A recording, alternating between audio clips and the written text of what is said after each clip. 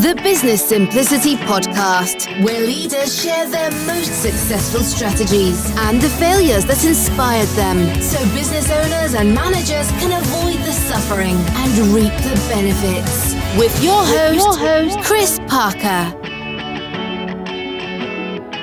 And welcome back to the Business Simplicity Podcast. This is Chris Parker, and I'm having a conversation with Frank van Hooff, who I have worked with a couple of times in my career, both at banks, at DLL, De La Colanda, and then later at what used to be called ABN AMRO Lease. Now it's asset-based finance. And we have, over the years, as he is an enterprise architect, wrestled with complexity and simplicity at various dimensions around business and life in the universe. And I'm delighted to have Frank on for a conversation to wrestle with this a bit more. And we've been having a pre-conversation, and I think we're just getting excited about chewing on topics of simplicity. So Frank, welcome to the conversation. Can you kick us off with a question about what is it that you do? Well, first of all, thank you, Chris, for having me, because I think it's quite nice to be in your podcast. What do I do? Well, as a matter of fact, since a couple of weeks, I would call semi-retired. So I'm not employed, but I'm open for new challenges, but preferably short-term challenges. So, and if nothing passes by, I'm fully retired, but I don't want to think about it now. Yeah. Yes, as you told me, I worked as an enterprise architect at ABN AMRO ABF, and well, simplicity really applies to me, and I think if you can apply simplicity in the correct way, you make life so comfortable for yourself. But it is also hard work to get there. So it's not simple per se to have simplicity. It's not. Yeah, it can definitely be an effort to discover simplicity in your previous roles as in enterprise architecture, and also you did finance reporting at a global scale with Philips even before that. Yeah. I'm inspired, just for the audience, if you can not get too deep, but what is it that you mean by simplicity? Like okay, how do you define that? Yeah. Well, no, I have no clear definition, but I have a thought, or I certainly have a thought about it. Simplicity is basically to get your core in place, and do not let nothing distract you to get your core be distracted or disturbed. So you mentioned for Philips, I worked for. Did reporting on a global scale, which is correct, and where people very often immediately think about worldwide reporting, legal requirements, all kind of stuff, blah blah blah, complex.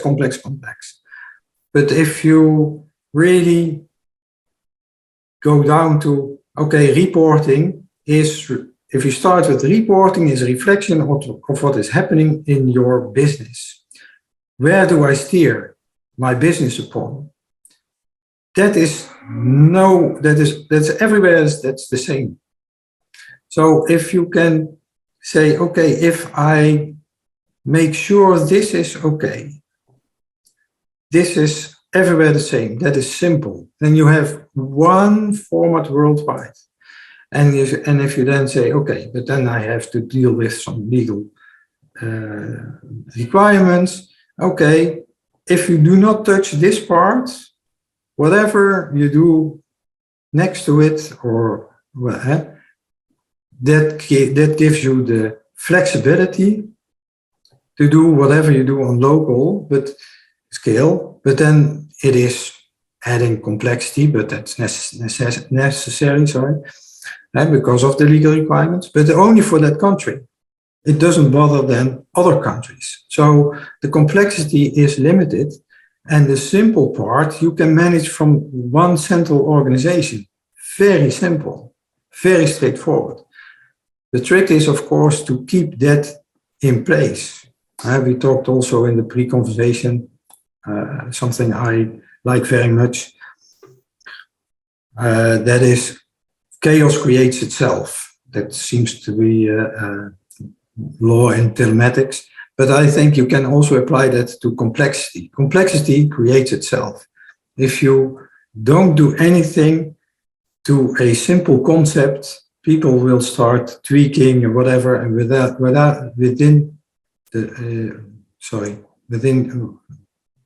before you know, it is becoming complex again. Why is that? Why does complexity creep in? What is, it's sort of like this organizational entropy or something, that it's just things start to unravel and become diffuse, and after a while, these other exceptions have been baked in as truth. I think that is human nature. There is some contradiction in simplicity. It is not a given that everybody sees that it is simple. It very often looks like if I tweak this here, even if it is in the core, it is a quick fix, and then we can go on. But without realizing this is hitting my simple concept, simplicity of the concept. And the first time it doesn't hurt, of course. But if you allow it once, you will also allow it the second time, etc., and then it becomes more complex in itself. And the second reason why complexity creates itself, because it's human nature, complexity also gives a reason of existence to a lot of people. Because they have to manage the complexity. Yeah, and I only can manage this complexity. So if that complexity isn't no longer there, there's nothing to manage, and then the reason for existence, as they feel it at that moment, disappears as well. So that's why I think complexity creates itself if you do not manage it. Just from an architectural terminology perspective, I want to introduce some terms and see if you're triggered by this, because there's complexity in complex adaptive systems, and complexity can mean the unintended consequences, because it's not understandable, the system. And then for me, simplicity is discovering the understandable in a complex system. That for me is a, and on the other dimension, there's a complicated and simple versus simplicity are different. So complicated can be many moving parts, but not necessarily complex, because it's deterministic. So if I pull this lever, then that will happen. This light will go on. Whereas in a complex system, I've pulled this lever, who knows, maybe nothing will happen, or maybe the whole thing will explode. Yeah, I agree. Yeah. And then for me, there's, this global reporting thing is what I feel you're going towards is to discover a simple path for the core basics, and then hold that as sacred. Yeah. And decompose that or decouple that from fringe, well, then therefore complexity or complicatedness, because at that scale, all those local legislative issues, it would just explode. I can try to explain it I hope in a simple way. So what we did there at Philips, for business reporting, we had a full set of rules. Everyone in the whole world had that rules. And with that was a chart of accounts, etc. about it, the whole thing. for legal reporting, we had a separate section of the chart of accounts where they could play with. And the only thing they had to do was that balanced also to zero. And they had to mark basically which parts of the business reporting it replaced. It's still balanced to zero, I mean. Yeah, of course. Yeah, so both parts had to balance to zero, of course. Huh? But then for legal reporting, you replaced one part of the business reporting with your legal stuff, and then you had a full legal balance sheet and profit and loss. But the basics were the Philips business accounting rules. If you had to deviate, you did not deviate, you made an addition to it. Or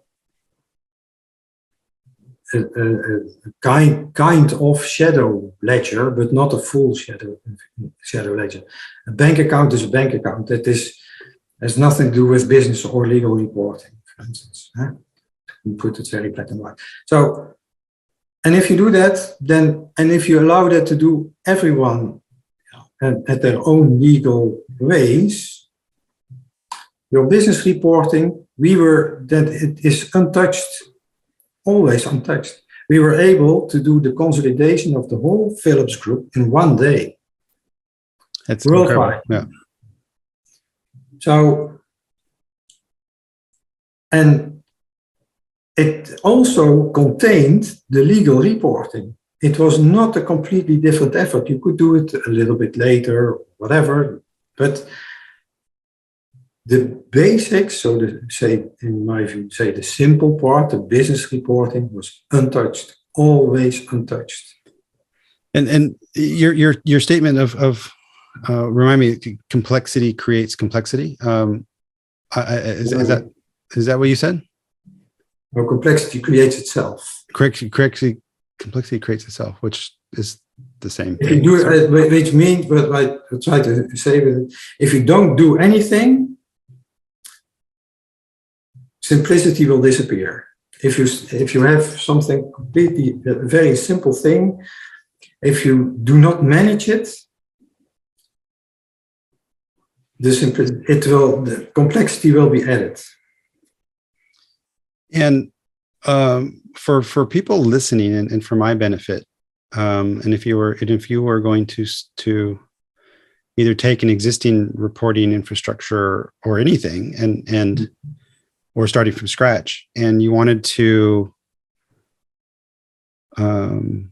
avoid this complexity creates itself phenomenon, that sounds like you need to bake in some discipline. Yes. So I imagine in the designing of this, the problem solving of this, and then also the maintenance of it, it needs a counterbalance to this complexity creates itself. How would you start on that? Well, like if you were going to create this international reporting structure that is simple and then maintainable in its simplicity, how would you do that? Like, what's your tip for that? My tip would be that first of all, you have to prepare, of course, very good. So the basis to have a good simple concept is basically to master your problem, so that you can indeed see what are the exceptions or what are unnecessary complexities, and what are the real basics.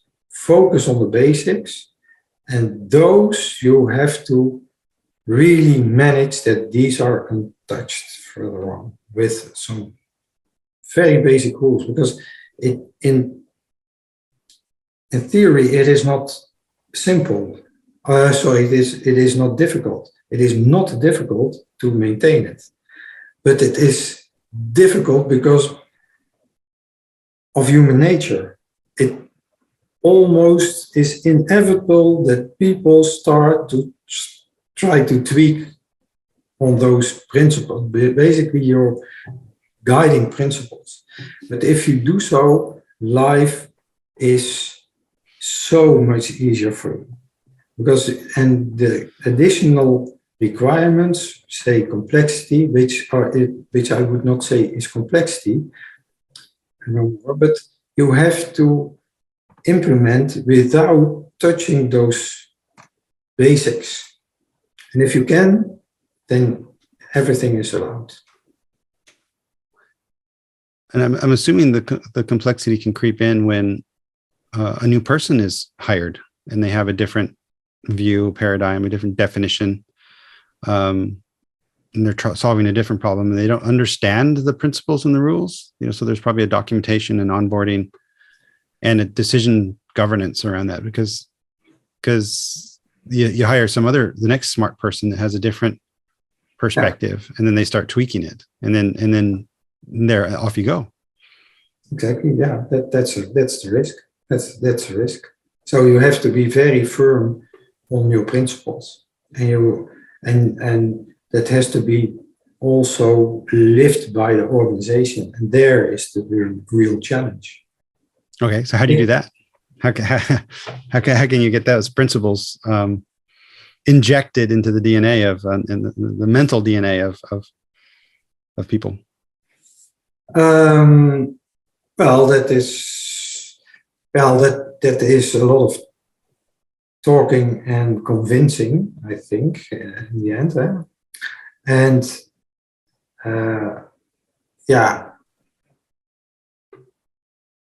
but I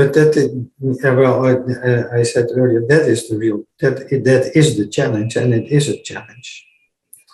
But if you are allowed to show it, to prove it, basically, then people see the advantages very often. The first challenge is to be able to be allowed to get there. If you are there, everybody sees the benefits. Yeah. And then you do not have to be, it is no longer your job. Then other people will take it over as well to defend basically those principles. Yeah. But it is the harsh part. It is. From my personal experience, I can tell you one small anecdote. I had an idea which was a really simple idea. So simple that it was rejected with the reason, this is too good to be true.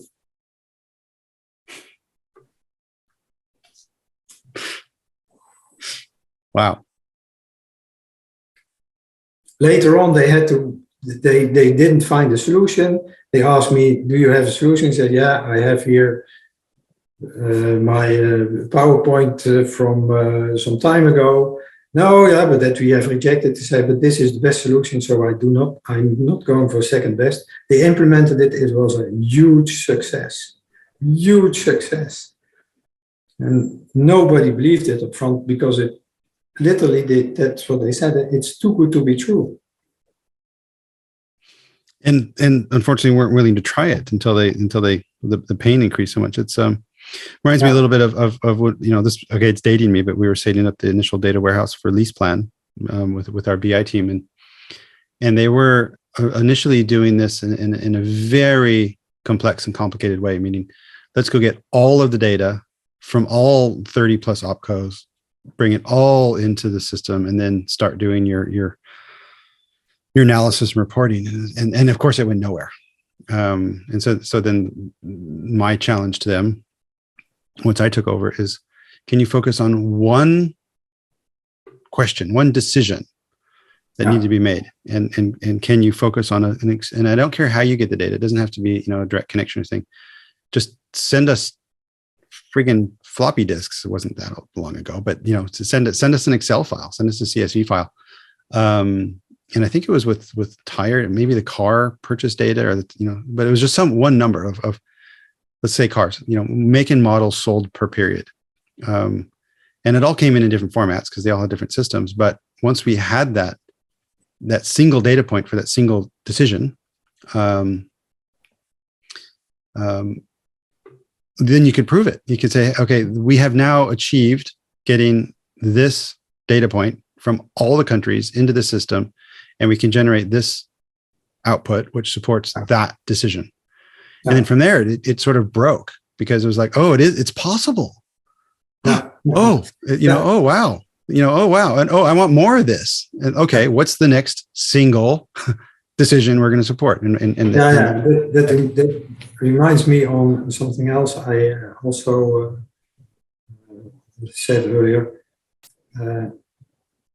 That is a terrific way to find out what is your core, what should be in your core.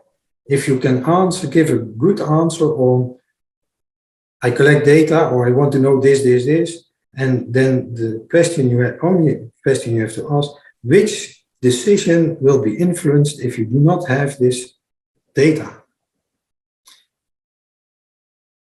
If you cannot give a good answer to that, or your manager or the management cannot give, then probably it is not core data. Although everybody thinks up front, yeah, but this, of course you have to know. Okay, but what decisions will you take differently if these costs are going up or going down or whatever happens? What is the effect on your management decisions? That is a very, very, very nice exercise actually to do. And I guess kind of confronting. It is very confronting, of course. It can be very confronting, and it very often is. And this is checking in with you. I guess implementing a data warehouse, a data lake, a Oracle, SAP system won't naturally solve this. I believe this is some human work, human dialogue, human engagement, debate that has to happen. I believe, at least, long before you even talk about technology. What's your view on that? I do agree. This is if you have data lakes or whatever, if the data is available, it will help immensely to implement whatever you define later on, to implement that quickly. But that is if your example, if you might make your definition or your concept ready and then start to collect the data, it will also work. It will take longer, probably, if the data is not available. But if you make your concept, the advantage, but okay, you're all moving trains, etc., running trains. But if you have a very clean concept, then you also have an idea on what is the level of granularity, for instance, I have to collect the data. And of course,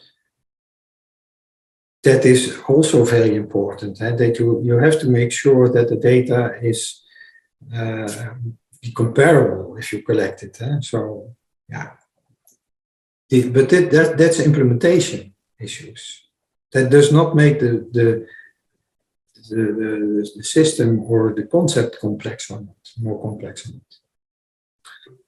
So, and if you know that up front, and then you start to make the data ready, you know what you ask for, you know what you have to do. It makes life easier also on that. So that you do not find out in the last moment, oh my goodness, now I have here a value and it's miles, and I wanted to have kilometers. Can be repaired, of course, but you know what I mean. So if you summarize that, and let me see if I can try to summarize that. Based on the human law of complexity will create itself in order to set up a solution that's elegantly simple and maybe not simplistic, but simplified, is to have that debate on the outcomes, meaning talk about outcomes, but I love how it's really sharp. Like, what decision will be influenced by the lack of this data, and it's also not what decision needs this data. It's what decision will be influenced by the lack of this data. I've never sort of twisted that before, but I can imagine that creates a much richer debate. Yeah, because we are used to collect requirements. Yeah. And then with collecting requirements, also human behavior is basically 80% of your time is spent on the exceptions. Mm-hmm. So, and that is almost always the unnecessary complexity.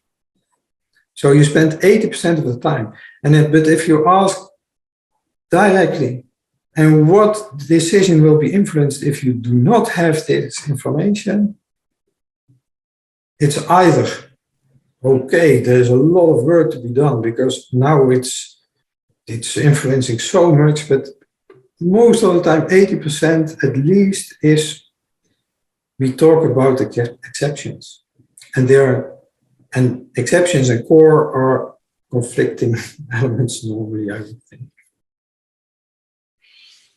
Yeah, and then the discipline of it is actually to have that and bring it alive, amongst the people that I guess are able to influence the future of that design, changing things over time, and making sure that they just inherently understand the principles and why they exist. Yeah. I also love what you said as far as once it is proving its value, then the army of defenders will also scale. Yeah, and I have seen it happening both ways actually. So to succeed, fortunately, I've seen that as well, and also where it failed. But if it is a success, within no time, you will see also that it will grow. So if you can start small and then, hey, this works. This really works, and you get a community of believers, and then they try to expand it. And then, of course, the challenge is that if they are real believers, then they also safeguard that they will not touch the core in its simplicity, but you can expand the core to other domains or whatsoever, but not get away from the principles. And if you are able to do so, then life is so easy. Well, comfortable. Yeah, comfortable. Maybe not easy because it requires some effort. So, no, because you really have to realize. You have to constantly realize: don't I touch the core with this? And I guess bring that into the language as well, so people have the ability to discuss that. Is this a core impacting change? Vice versa, and the impact can be both ways. So the core also has to remain complete. So okay, but we do this now aside, and that could also impact your core. Then it's no longer complete. Then also it becomes very vulnerable, and at a certain moment in time is a kind of house of cards. So, well, and I guess for people listening, a project that I worked with Frank on not too long ago was around a data management fabric, and so that's why we've been fixated on data. But as an enterprise architect and a business designer and expert on financial management. There's a lot more we could have talked about with Frank. And what I always just adore about Frank is after, and I wish we could find the mechanism in your brain that does this, but after you just observe for a while, then you go, yeah, boom, how about that? How about that? And we all sort of look sheepishly, stupidly, and like, oh, damn it. And sometimes it's like, oh, it's funny. Like you just said, like there's like, oh, that was too, that's too simple. I don't believe it. Yeah, I haven't been involved in that meeting before, but I can imagine it. So, outstanding. So, as Frank mentioned, he's semi-retired, and as you can see, still very hungry to solve problems through simplicity. So, in the show notes, you can find Frank Van Hooff on LinkedIn, and I'll put that link there. Just for fun, Willem Van Hooff, who is Frank's son, who's an artist, has been on in the previous edition, the Everyday Entrepreneurs Everywhere, and that is also a delightful discussion to see how a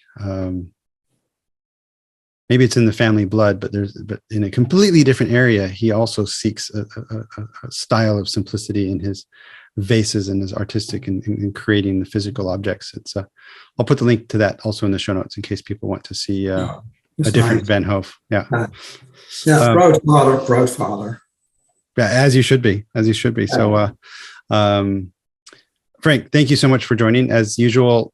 And I promised people when we started that you and I can go deep into simplicity and complexity and architecture and business design and all those fun things. And so this gave a little bit of a taste. And I hope people were inspired by this to say, if you're going to do something like, in this case, global reporting, Philips worldwide, it can be simplified. Yes. Yeah. Just requires a little discipline and effort. So Frank Van Hooff, thank you so much. Thank you, Chris, for having me. And thank for all the whole audience as well. So it was a pleasure for me.